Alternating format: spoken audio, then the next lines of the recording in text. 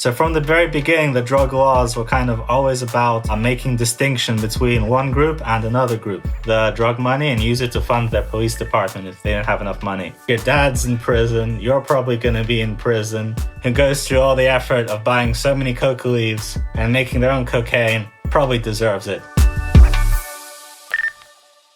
Hi, I'm Greg Mustreader, and this is my podcast on rationality, transhumanism, productivity, and trends of development in society. Today, here with me is Niko Vorobyov. He is a writer who was formerly incarcerated for selling drugs. Hi, Niko. Hey. I hear that now you are an activist pro-legalization. Is that correct? Well, I think activist might be a bit of a strong term, but I tried to take my bad experience, my bad decisions, and I tried to turn it into kind of a good thing. I want to let people know what's happening more, so they can see the reality, because there's been a lot of bad faith arguments and a lot of propaganda over the years. And now we're just in a huge mess, especially you can see now in America with all the riots and the protests. So a lot of that is down to the way that the drug laws have been policed over the years. And you can see it in all other countries across the world. Actually, you saw it in Russia, for example, like last year with the arrest of Golunov, for example. So I'm trying to change people's views through my writing. For those viewers and listeners not aware of the situation with Golunov, he is a famous Russian journalist who was wrongfully accused of carrying drugs with him on political grounds and almost incarcerated, although saved by the public outcry. Niko, I think it's a very interesting and important topic, this legalization. And there's been debate going on for dozens of years already. So we are going to discuss that, definitely. But first of all, please, just in short, tell the viewers and listeners who are not aware of who you are, your story. Just the highlights, what you did, how you turned out to become a criminal, and what you're doing now. Okay, well, as you can tell from my accent, it's kind of hard to place me anywhere. So I was born in Russia. It was called the good old Soviet Union back then. But we moved around a lot. We moved to America. That's why I learned English in America from Teenage Mutant Ninja Turtles. That's why my accent's a little bit strange.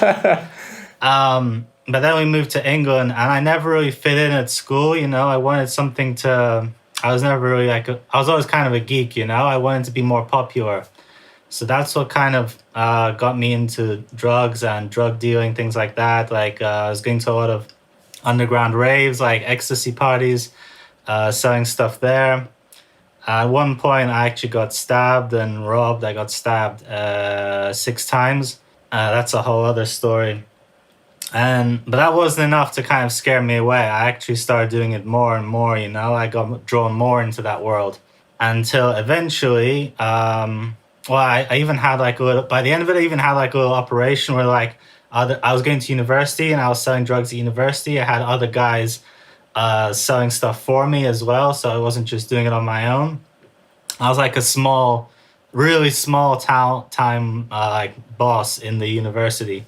But then eventually I got caught in a really stupid way because, when you're a criminal, you have to be lucky all the time. When you're the police, you only have to be lucky once.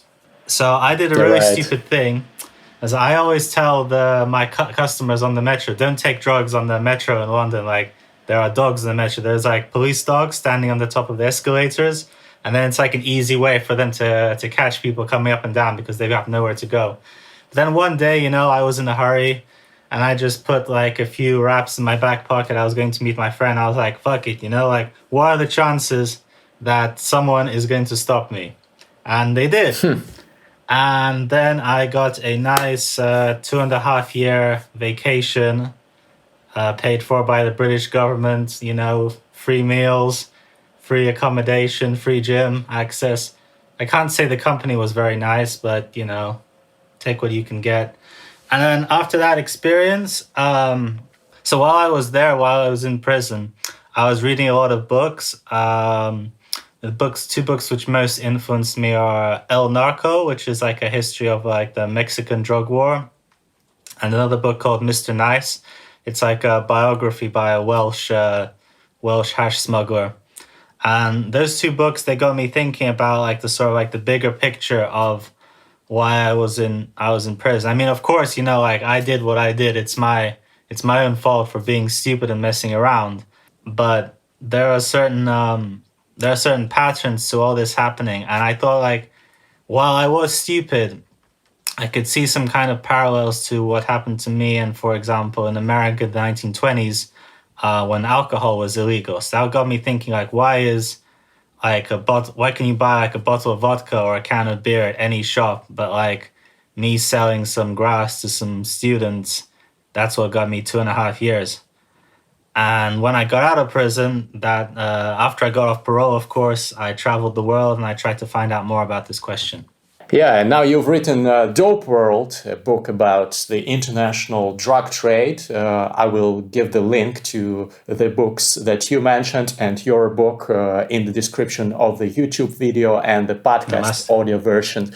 Yeah, so it's quite an interesting read. And really, I think the analogy is quite correct with the 1920s, with the period when alcohol was banned. I would say that the analogy would be correct with so-called light recreational drugs like marijuana. But would you draw the same comparison between alcohol and some heavier drugs? I would, but not in the same way. I mean, like, so the arguments that about making like pot legal, it's pretty much the same as making alcohol legal. But when you get into something like heroin, it's a more interesting territory. But I think also that heroin should be legalized in a certain way, and I can tell you why. So, for example, in Switzerland, in the I'm gonna say late 1980s, early 1990s, they had a big drug problem, big heroin problem especially. And there was a park in Zurich that was called Needle Park, where the police basically like just gave up, and they said, you know, like it's better if like we can just have this problem in this area and then nowhere else. So if we just leave them alone in this area, it'll be fine. And that didn't work out because first of all, there was no control over the kind of heroin that's being sold. So, for example, it's if you had like a drink of alcohol from like one of those cartoon bottles where it just says XX on them, so you don't know what the purity of the alcohol is. So maybe you're drinking beer, it's like 4%. Maybe you're drinking absinthe, it's like 80%. You don't know. So that's what the people in the park, the kind of heroin they were buying. So of course, there was overdoses almost every night. And you also still had the criminal element. So someone was obviously still selling them the drugs. Then there was there were like three main gangs. There was one from Yugoslavia, like Serbian guys. There was like a Turkish gang and a Lebanese gang, and they were all fighting each other. So they closed that park in the end. And of course, there was the problem, you know, like all these dirty syringes lying around everywhere. So maybe some children pick them up, things like that. So they closed the park. But what Switzerland did later on is they put heroin on prescription.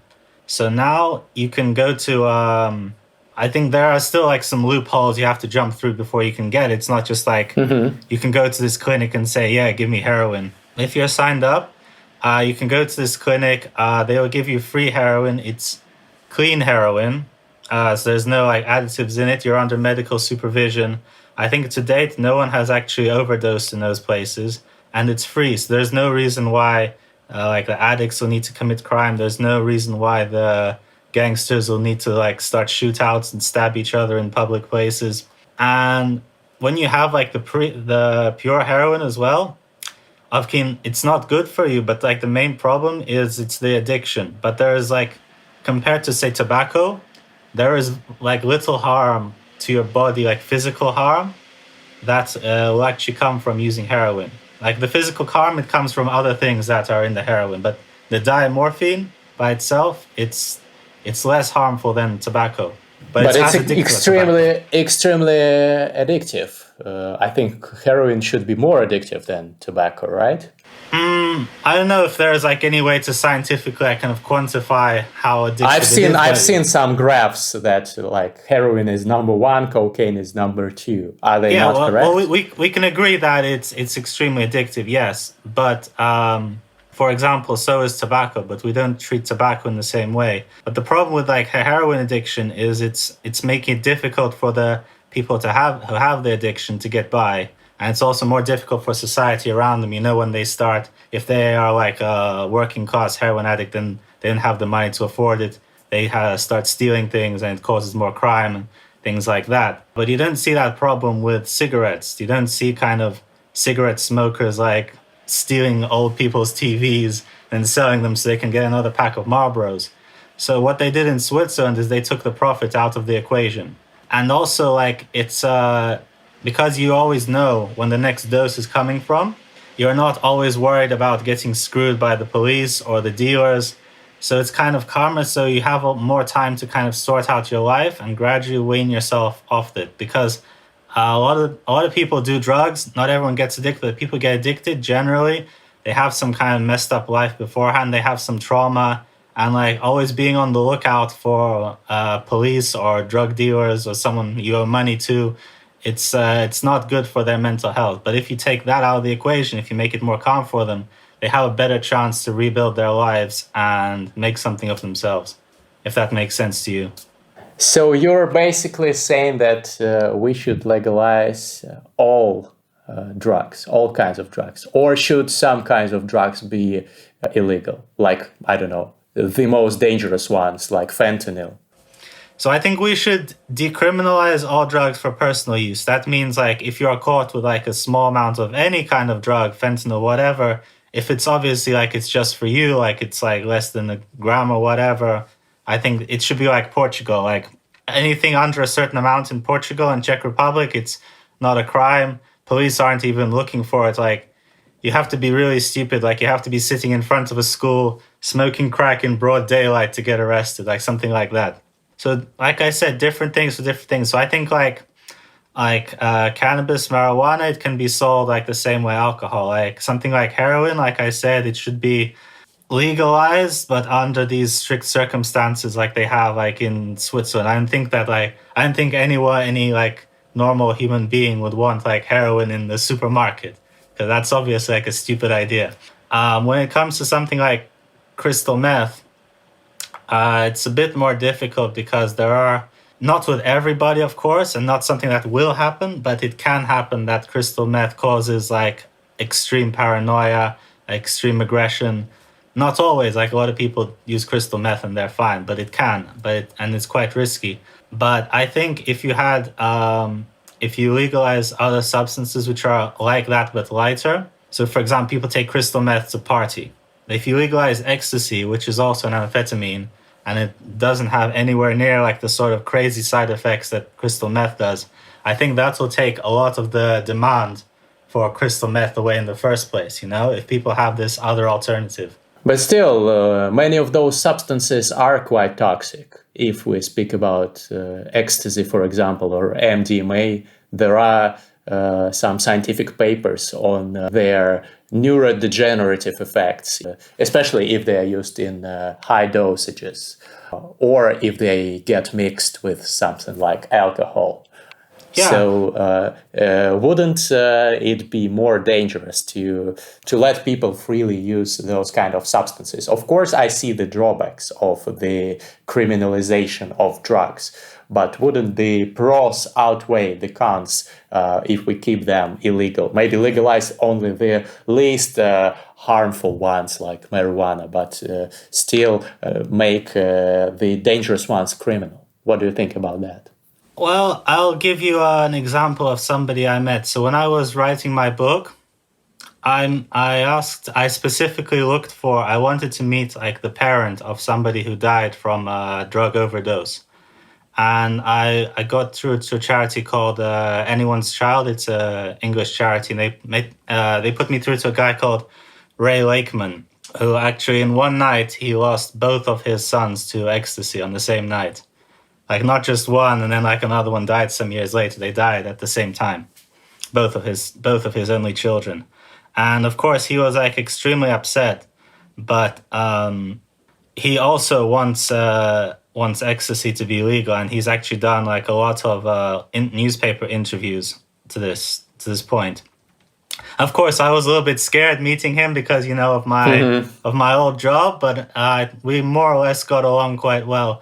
So basically, his reasoning is that when you have these drugs like ecstasy, they can be dangerous, yes. But like I said with heroin before, it's a lot more dangerous being kept in the criminal element. So the reason why his sons died, they were found, the two of them were found in a room over a bar in Manchester, and they had 6 times like the lethal amount of ecstasy. So he said, Wow. Ray Lakeman, the father, he told me that from the point of view of the dealer, what the dealer did wrong is he did not specify exactly the quality of his product. Because when you have an illegal business, there's no way to control the quality of the product. Like if you go to McDonald's and you eat some rotten meat or something and then you get sick, you can sue McDonald's. Or McDonald's will give you some money to quietly make you shut up. Whereas when like the drug cartels doesn't have that problem. So his meaning is if they knew what they were taking, if they got it in a box and it said containers, like warning, don't take more than this, blah, blah, blah, this contains this, they would still be alive. So I would argue that by keeping them illegal, you're making the harms like a lot worse for a lot of these drugs. Not all of them, I think, like I said, I think crystal meth, it will be hard to kind of justify its legalization. It's so extreme, it's hard to justify its legalization anyway. But for heroin, ecstasy, and a lot of the harder drugs, not all of them, but a lot of them, you can say that. Which would you include in the list of banned substances, like crystal meth? What else? Oh, good question. I didn't think about that before too much. There's a lot. I think fentanyl, there's no reason for you to have that legal. It's crazy how many people are dying right now because of fentanyl. It's like epidemics. Yeah, and that's another point, by the way. So you know why, especially in America, why they have fentanyl? Because before, and I've been there in Mexico, I've seen them. Mexico is a big producer of heroin from the poppies. But if you want to make like even like 1 kilo of heroin, you need like a poppy field the size of a football pitch, you know? And you have to hide that from the police somehow, or pay the police, pay the army, whatever. Over there, they pay the army. And it's also very hard to smuggle. It's not hard, but it's hard to fit this kilo somewhere in your car boot. Whereas fentanyl, you only need a little bit to get the same effect. So it's easier to smuggle. So that's why now there is much more fentanyl being smuggled into the United States. And because it's a lot easier to just hide a laboratory, which can be in just one room, and then hide this tiny packet somewhere in your car. Probably the dogs won't find it. Because it's synthetically produced. It's opioid, but synthetically produced, for those of viewers and listeners who don't know about it. Yeah. So the only reason why there's so much fentanyl really is because it's such an advantage for the criminal organizations, for like the Mexican cartels and the Chinese triads who make it. So again, this is a problem of the black market of illegalization. Like they don't have the fentanyl problem in Switzerland, for example, where anyone who's addicted to heroin can just go to this clinic. Yeah, makes sense. So we started listing the drugs that would go into the banned category if you were to implement the drug reform. Crystal meth, fentanyl, what else? I'd be very I don't know if it's banned, but because it grows naturally as well. So I think banning it might be, but like shouldn't be sold. Definitely, there is a thing. There's a kind of shrub in America called Jimson weed. Okay, so there's this website called, I think if there's listeners in Russia, that you might need like a VPN to get on this, but there's a website called Erowid, which is basically, it's just trip reports. And the stuff that comes up for Jimson weed, it's both like the funniest and the most like horrifying stuff. Because like with other psychedelics, like for example, I have done like ayahuasca and LSD, but at some point you can kind of make that distinction like, okay, these like rainbow goblins I'm seeing in the sky probably aren't real, right? Whereas with Jimson weed, like there's so many stories where like I was sitting in a room talking to my dad, and then I went to this party, and then like it just feels like real life. But then like when you wake up and you talk to your friends, nothing happened. You were just in the corner of the room and you pissed yourself. I think something like that, that can be kind of quite dangerous because you might not realize that you're still tripping. Yeah, you might do something dangerous. Yeah, like I wouldn't say to ban it necessarily, but like because you can find it in the desert in America, but it definitely shouldn't be sold. What about other psychedelics? What's your take on them? As far as I know, I think most psychedelics are probably like, unless you're doing it all the time, I think they're like the least harmful for your body. I think they should all be legalized and allowed in a controlled, safe setting. Like for example, you have in Amsterdam, you have a lot of these kind of special rooms, where you have like where they sell shrooms and stuff, and they have this like soothing music, no sharp objects, so you can just kind of relax and take it all in. So I think that should be fine. What about the fact that psychedelics may lead to intensifying psychological traumas in people with a history of psychological disorders, or even sometimes without such history? Yeah, I think there is definitely a risk there, but I think like first of all, I think the research there, it's a bit tenuous because although there is a link, we're not sure like how much of this was caused by the psychedelics themselves, how much someone was already kind of getting a bit unhinged and then they started taking psychedelics and they got more unhinged, or what the exact link is. Like I'm not really sure. I think this is a question better posed to your friend Mr. Lebedev, who I saw interviewed. For those who didn't watch it, watch the podcast with Alexander Lebedev. The link will be below in the description. Yeah, please continue. But I think like overall, like the risk of this happening is from the reports I've read by Professor David Nutt, for example, who specializes in these things. I think that the risk is pretty low. I mean, there is a risk, but I think like something risk existing, unless it's like I said, crystal meth, it's a big risk. But if it's a risk like relatively small, I mean, we're taking a risk if we're going skiing, horseback riding, mountain climbing. I think just the risk on its own, I think it's not enough to justify a ban. Well, some would argue that the risk while skiing should probably be less significant. But yeah, I get your point. What other drugs would you ban? Yeah, it's a good question. I didn't really think about it too much. Apart from what I said already, I think like all these fake weed, like the spice, the fake weed stuff. Chemical weed. Yeah. I think like if you had legal weed, no one would really want to smoke spice to begin with, because the only reason why someone would really smoke spice is because they either can't get weed or they can get weed, but they're afraid of being tested by their boss, or they're like in the UK, the spice, it's a big problem in prisons because they made us pee into a little bottle and then tested our pee for drugs, but spice doesn't come up. So that's why a lot of prisoners in Britain are smoking spice. And spice, it's really not good for your kind of mental health, especially over a long period of time. So yeah, I would put spice there, but I think no one would really miss it. What about crocodile? You know, this drug popular in Russia, which is one of the deadliest ones, I guess. The spice? No, crocodile. It's a mix. Crocodile, yeah. Yeah, it's a mix of heroin and something else, as far as I know. It's from what I understand, it's like a kind of homemade heroin that desperate people try to make out of cough medicine or something like that.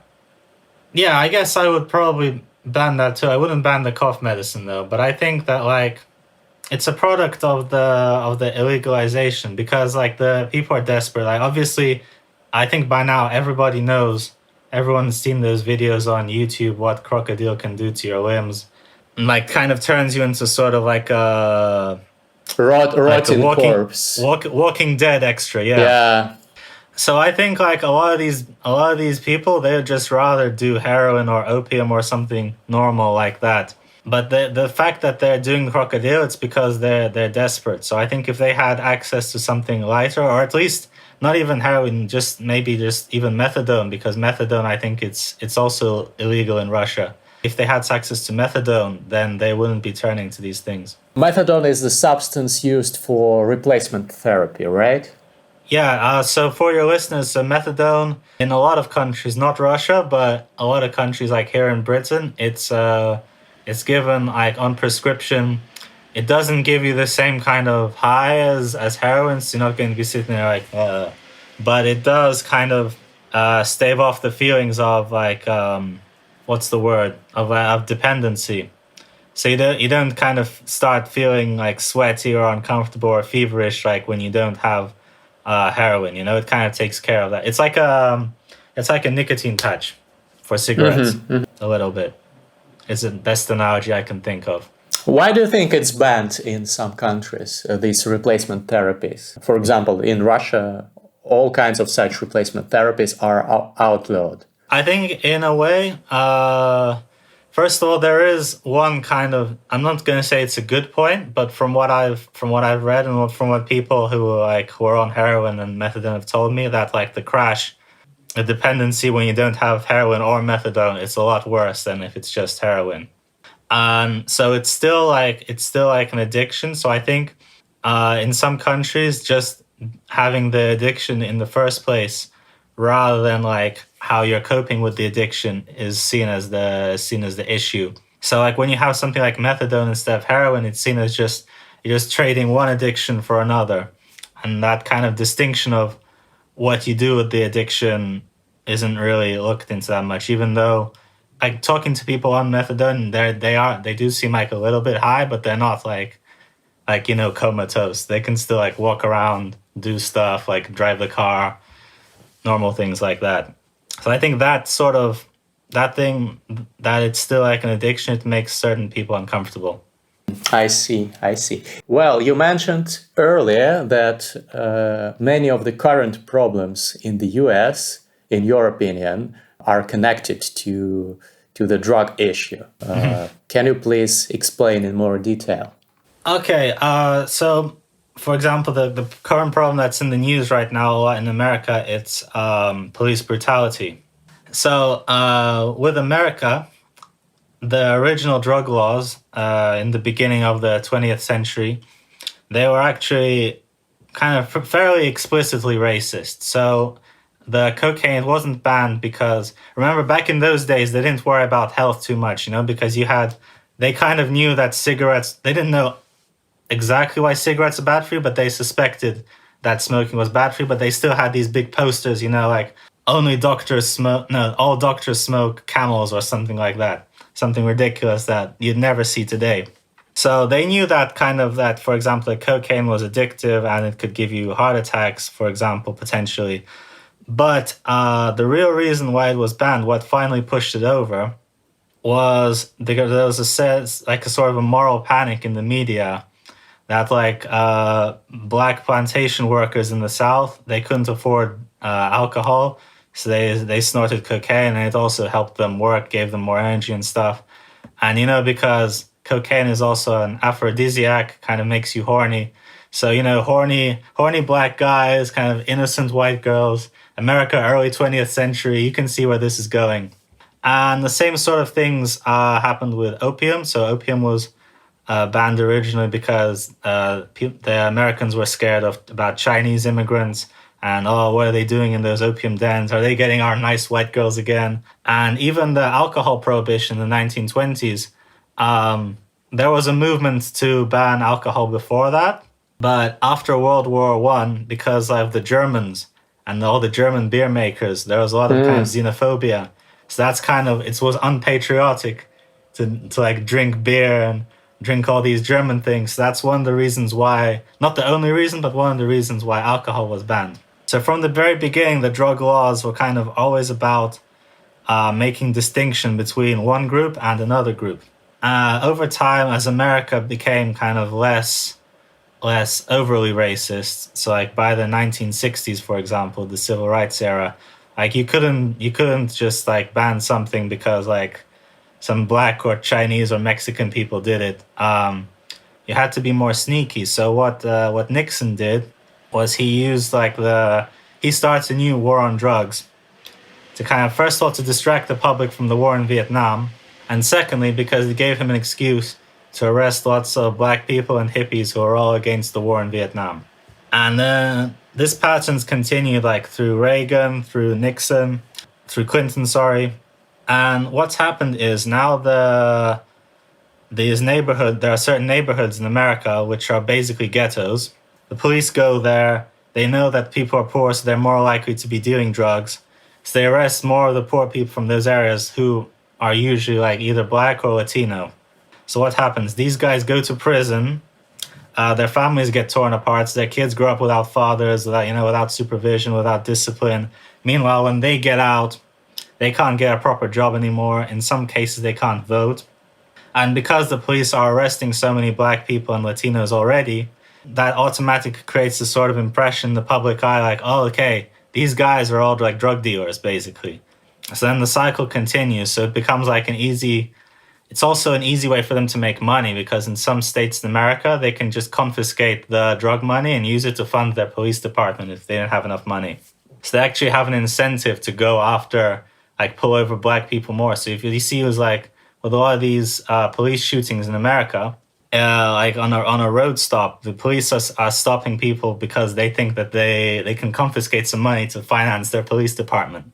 So a lot of these police shootings take place in small towns which don't have a budget. So there's more of bigger chance of an encounter between like a black person and the police. And of course, with a bigger chance of encounter, bigger chance these encounters can go wrong. Yeah. I'm not sure I explained that very well. There certainly are some causal links between all that. So I think most experts. I should add that right now in American prison, there is actually more a bigger percentage of black Americans are in jail than were in prison in South Africa during apartheid. And also America has the highest prison population of anywhere in the world. So black Americans are the most imprisoned population in the world. So then, like, when you look at these neighborhoods and you, like, a lot of people think, oh, okay, why can't they just, like, get their act together and work hard? I mean, it's kind of hard when you're always on the lookout for the police and, like, your dad's in prison, you're probably going to be in prison, you don't really have any prospects, and, like, the cycle continues. So, for example, even though like Jews and Italians, they also lived in ghettos at some point in America, but they didn't have anywhere near this like level of criminalization and stereotyping that black Americans have to deal with.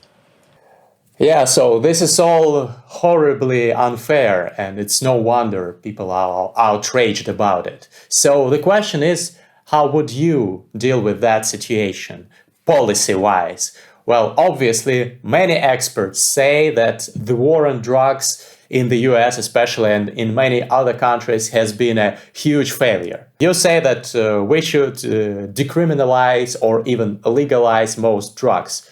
But how would you go about it? So obviously, it wouldn't be just one law making all those substances legal and that's all. It probably should be something like a step-by-step program. How would you do that? Yeah, like I said, like with like the different drugs should be treated differently. Even you can see that now with like legal drugs. So you can buy coffee anywhere. Like 5-year-old can buy coffee, whereas like I don't know, I don't remember how it is. Yeah, no, like everywhere, like cigarettes, for example, they're always behind the counter in most countries these days. Like for sure it's like that in Russia, it's like that in Britain, maybe not all countries, but a lot of countries.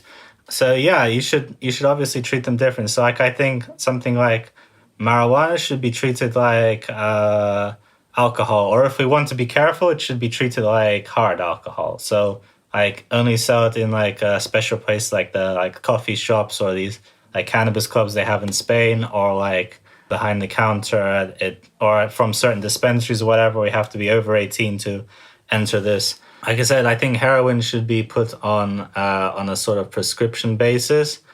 I think something like coca leaves, which is used to make cocaine. I think cocaine is a different topic. I'm not quite sure how a legal cocaine market might work. There are some articles on the internet that probably explain it better than me.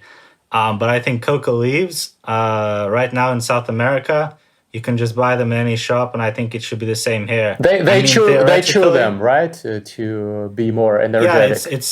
it's traditional. Yeah, it's also quite. They also contain a lot of like minerals and vitamins, so it's actually quite healthy for you. Apart from your teeth, I think it's not good for your teeth. But I mean, in theory, if you got enough of these coca leaves, you can make some cocaine.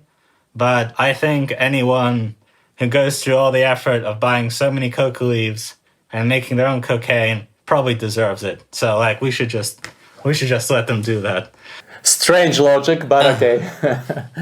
I think something like ecstasy, you need to be more careful. But one way it could work, for example, you could sell it from pharmacies. Somewhere you have to be registered, and you can have like a quota or something like that. I think they have a system like that right now in Uruguay for marijuana, so that no one person can just kind of stock up loads and then sell it to their friends who don't have the prescription. But one thing I think that should be addressed that's not being addressed right now, even as like marijuana is being legalized across America, Canada, and other countries, there's like no the social equity. They did very badly in Canada, I think, is that they let the legal marijuana market pretty much all be controlled by big corporations or big interest groups. So they were saying like, okay, yeah, we're keeping it out of the hands of organized crime, but there's kind of like a big difference between it's like in Canada, like the hell organized crime would mean like the Hells Angels, biker gang, or like the Italian mafia, or like Haitian street gangs. But like a lot of the growers of marijuana, they're not that. They're just like very normal guys, you know? So, but these normal guys, they're the ones who are getting locked up before. They're the ones who like go to prison, their families got torn apart, they can't get a job, and now they're locked out of the market. So the only guys who are really profiting out of it are rich white businessmen. And in some cases, like ex-police chiefs even, who like made it their job to lock these kind of people up before.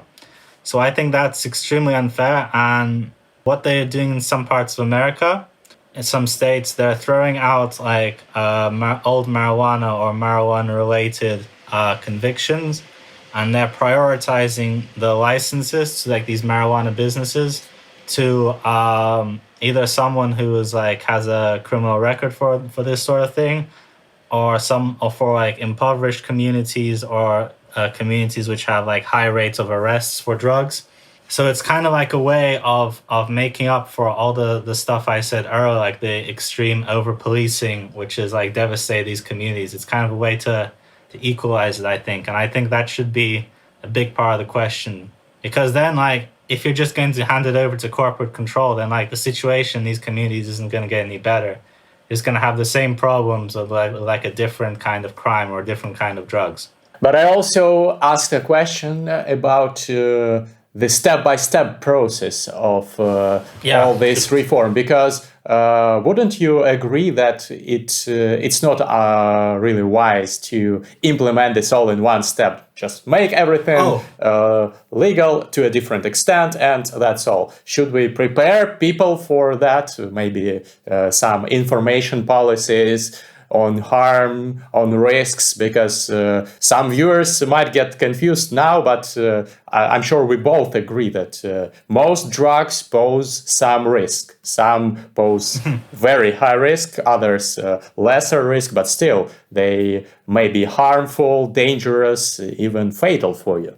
Yeah, that's a very good question. And I think it's a very practical question as well, because obviously like even when like Uruguay became like the first country to legalize marijuana, it was like a very contentious issue, because nobody wants to turn their country into like a big social experiment. Oh, what will happen if we let the genie out of the bottle here, you know, because he's not going to get back in, right? So I think one good measure they could do step by step is you could test it on a small scale first, perhaps like somewhere like a festival. For example, you have like a big festival like Glastonbury in the UK or Burning Man in America, and you say you implement certain policies there. Maybe you can start with like drug testing. They have this in the UK, some festivals where there's like a tent and you can kind of anonymously hand over a sample of whatever it is you bought from this suspicious looking guy standing in the corner. And you can test how much of the stuff you actually paid for is actually in it. And I think they successfully reduced like the overdoses. Yeah, by like, I think at one festival something like 80%. Like it was something crazy because like when somebody sees that the pill they got is just full of like rat poison or whatever, like 9 times out of 10 they're just gonna throw it. Of course, you have some idiots who are going to take it anyway, but like 9 out of 10 they just threw it away. So things like that, that would be a good move. And then based on those results, you can kind of slowly expand the program. I think, yeah, something like that, that would be a good example of a first step. In fact, that the testing the drugs policy, it's now supported in the UK by the police or by some local, not the whole police, but like some local police. They're actually supporting this measure. So it's not just like hippie druggy types, you know, with long hair and dreadlocks who want to get on this. Like the law enforcement is actually behind this. I think in the Netherlands something similar exists. Yeah, in the Netherlands something similar.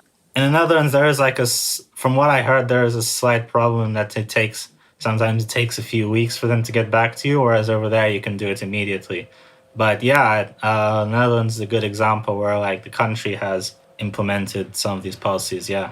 Which country's policy on drugs do you like most? Which one is the most sensible one in terms of how they treat drugs? So far, none of them really, but Netherlands comes close. But Netherlands has a lot of its own problems as well. For example? They haven't actually legalized weed there. It's a common misconception. What they've done is they've decriminalized weed and then made it the official policy to just not bother these coffee shops. But technically these coffee shops, there's a law, they can only have up to like a kilo or half a kilo of cannabis on them at any one time, which for like a huge tourist city like Amsterdam, for example, it's ridiculous. They're gonna run out in a couple of hours. And of course, everybody violates that law. All coffee shops. Yeah, everybody violates, but it's also illegal. Like for the shops, it's illegal for the shops to sell it, but it's not illegal for the shops to buy it themselves to sell it on. So the buying side of it, it's called the backdoor problem. So the buying side of it is it's still illegal and it's still controlled by like various mafia groups and or even just like a normal guy who's like growing in his house can get arrested, even though the product he's providing, it's legal when it comes out on the customer side. Does that make sense? So they have this kind of schizophrenic approach to it. And the other problem is with Amsterdam, especially, because the Netherlands is quite unique in its sort of tolerance policy. That's why like all the druggy tourists go to the Netherlands. Yeah. So they have a big problem with like, I know, like drunk British guys just like walking around, getting high, doing stupid stuff. But that's a problem in that not with the Netherlands. I think that's a problem with all the countries around the Netherlands, because that's what makes the Netherlands unique. So if you had like France, Belgium, Germany, Britain, if they had a more tolerant policy too, like the Netherlands wouldn't be flooded with this tour. It wouldn't be like such a big sort of thing. Oh yeah, let's go to Netherlands.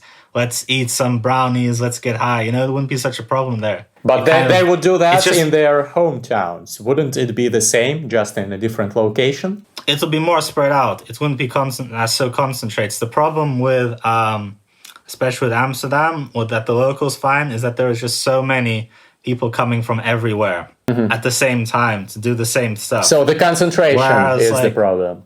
Yeah. Whereas if, for example, I live in Bath, it's a small town, a small city, let's say, in England. So if we had that in Bath, like no one would want to have this special trip to Amsterdam where you go just to get high and bang hookers. If you could do the same thing here. So it wouldn't be a problem for Amsterdammers anymore. They wouldn't have this problem where there's this huge druggy city because it's more spread out, it's more controlled across everywhere. Does that make sense? Kind of, yes, but partially, because you said yourself that these drunk and drugged people create problems for Amsterdam, for other cities. Let me put it this way. Wouldn't they create problems for Bath? Of course, not as many people would be there, but still. Okay, so let's say, for example, you had like a small Dutch village, and you had 100 people all suddenly show up. They all start doing mushrooms. They all start smoking weed. They all start getting drunk and then going to the red light district. Those 100 people in one small area are a lot harder to deal with than if they were split into 5 different cities, if their hometowns, so 20 from each city. And then the authorities and the health services deal with them there. It's a lot. They're not the one city isn't getting overwhelmed. That's the problem. It's just because there's so much, because it's seen as this exotic thing, And also, of course, if something is forbidden, then it just makes you want to do it more, So that's why when people go to a place like Amsterdam, they overdo it. It's like, for example, with drinking culture, I can compare it with a British drinking culture. We have a real problem with binge drinking. Yeah. It's like basically 18, 19-year-olds going around the city center, getting drunk as hell, smashing up kebab shops. You don't have... Of course, the same problem exists, but not on the same level in France, where I think like in France, they take a much more mature attitude to drinking. Like the kids drink with wine with their parents when they're like 14, 15. And it's not seen as like this sort of thing, oh yeah, we're 18, we can get drunk now, There isn't the same excitement about it. It's more normal. It's not as taken to this extreme that it is in the Amsterdam or Britain or whatever. There's still an important question. Don't you think that after this legalization or decriminalization, the amount of people who will try drugs will be higher because it's more accessible? Some people today don't do drugs out of fear of criminal prosecution, for example. They are curious, but the fear is more significant, so they don't do that. But if you legalize drugs, those people, some of them at least, will try them. Oh, you're definitely right. And there's a lot of like the sort of legalize it people. I'm one of them, but there's a lot of them who would say, oh yeah, don't worry about it. It's not going to cause different. I think the evidence shows that it will. So going back to America, the Prohibition era, if you look at like the hospital admissions for like liver poisoning and things like that, they did go down a little bit. I think not a huge amount, something like 10-15%, but they did go down during the Prohibition. So there were less people drinking. But. First of all, I don't think it's going to be that big. Like I said, only 10-15%. And in the States, for example, where they have legalized marijuana, also the amount of smokers hasn't really gone up that much. The secondly is, if you look at a good example would be Sweden. So Sweden has a very strict drug policy. I think like outside of like the old Soviet countries like Russia and Belarus and stuff, I think it's like the strictest, definitely the strictest in the EU. And it's true, like they have a very low population of drug users in Switzerland as well. Possibly, I don't think it's all because of the laws. Maybe there's like some cultural things as well, like conformity. So there wasn't much drug use. But so Sweden, not Switzerland. Sweden, yeah, Sweden. Okay. But it's partly because of the laws, yeah. But then if you look at the overdose rates in Sweden for the people who do use drugs are among the highest in Europe. Whereas Portugal, where they are mostly left alone, drug users, the overdose rate is some of the lowest. So you have to kind of strike this sort of balance. You can have more people doing drugs, but doing it safer, or you can have less people doing drugs, but making it wildly more dangerous for them. So you're making an argument that even though there will be more people doing drugs, less people will die, right? Yeah. So the other thing I wanted to say was, even though some people might use more drugs, they might use them instead of what they're doing already. So to give you an example, your plans for Friday night might have been, to go to a club, get drunk, and then get into a fight, then try to drive home, run over some like mother and her baby, and go home, beat up your wife, and then like throw up all over yourself. But then like maybe if weed was legal, your plan would just be like, okay, just smoke some weed, and then okay, maybe I'll stay at home, watch some Rick and Morty or something. Oh, Rick and Morty and then just is call great. it a night. So like in some ways, like it could be a net benefit if people switch from drinking alcohol to doing other things. Or for example, like if you could make ecstasy as safe as possible, I think like if you're a bouncer, if you're a security guard at a club, you almost never have trouble from someone taking ecstasy. It's always some idiot who's drunk too much or had cocaine. But if they did ecstasy, they just want a hug. Maybe they like talk too much like nonsense about how they're gonna love their mother more when they get home or whatever. But apart from that, not really much harm done. So in some ways, I think it could actually be a good thing. Just a quick disclaimer that there may actually be some harm done due to toxicity of that substance if you overdose on that, for example. But still, I agree that sometimes alcohol may be more harmful, especially the consequences of drunk behavior. So yeah, that's a good argument. Another disclaimer, I'm not a doctor. Neither am I.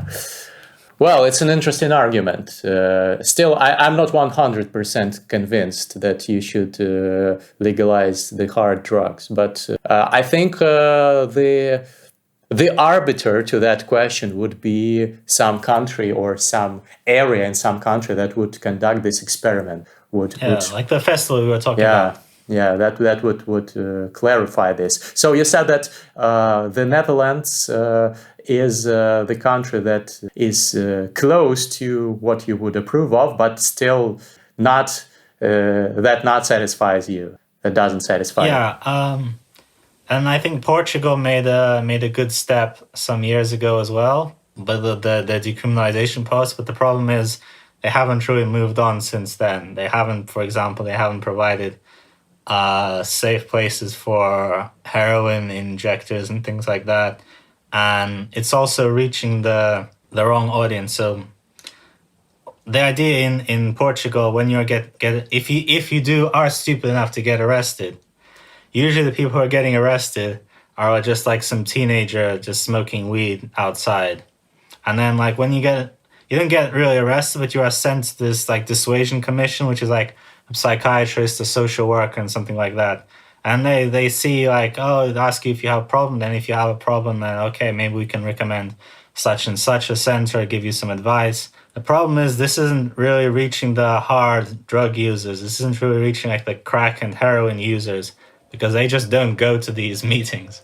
They just don't care. Mm-hmm. So it doesn't really do anything for them, So it has its own problems. But I think there are things that to be learned from Portugal and Netherlands, definitely. Are you optimistic about those policies suggested by you being implemented? Do you think that it will happen in the foreseeable future? I think so, yeah. So first of all, like the United States, which was one of the big pushers behind like the drug laws worldwide, basically. I mean, like you had the Soviet Union stuff, and China had their own drug laws, but they generally weren't pushing it on other countries the same way the United States was. But they're slowly not only legalizing the weed, state by state, but there's also a lot of research being conducted into psychedelics and MDMA and their use, like for treating the PTSD. Again, see the podcast with Mr. Lebedev. There's a lot of research. So I think like over the years, as this research becomes more established, it's going to be harder and harder to make the case against them. And I think we're seeing even in some very conservative countries, even much more conservative than Russia. Like I saw even in Malaysia, they are starting to like have this debate. Places like India as well. So I think that slowly but surely we're moving in that way. But it's not going to be overnight, unfortunately. Well, Niko, I think this has been an interesting discussion, and I'm sure many of our viewers and listeners would like to get deeper into that topic, learn more about how this underground drug dealing world works. So, for that, I would recommend your book, Dope World, and we have, as usual, a contest. Write in the comments section below on YouTube a comment. What do you think about our debate with Niko? Do you agree with him? Should we decriminalize and legalize drugs, or do you have arguments against that? The author of the best comment will receive a free ebook, Dope World, by Niko. We will send a digital version of the book to you. Please write a comment if you liked that episode of my podcast or disliked it. I read all the comments and will be happy for your feedback. Niko, thank you so much. Thank you. Thanks for having me. I'm Greg Mastreader. See you next week.